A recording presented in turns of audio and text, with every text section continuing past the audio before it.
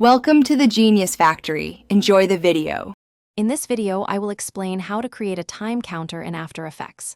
First, open your composition and create a new text layer.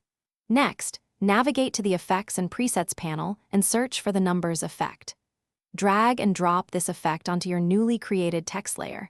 You can then customize the appearance of your numbers, choosing your preferred font, size, and color to ensure it fits perfectly with your visual design. Now, let's make it count. Hold down the Alt key and click the stopwatch next to the value/offset/random property within the numbers effect.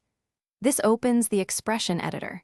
Type time into the expression field to make the counter advance with your timeline.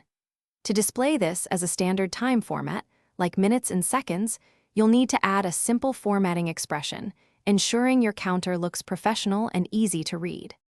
To refine your counter's appearance, you can easily add leading zeros, ensuring that single-digit numbers, like 5 seconds, display as 05.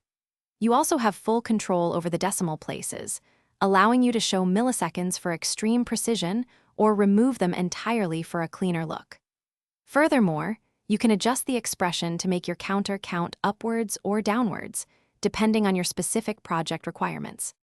For more advanced applications, consider linking your counter to the duration of another layer, making it dynamically adjust. You can also set up a countdown timer by subtracting the time expression from a fixed value, like 60 seconds.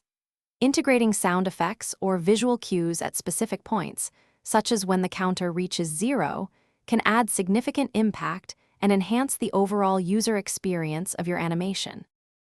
Thanks for watching. If you found this helpful, don't forget to like and subscribe.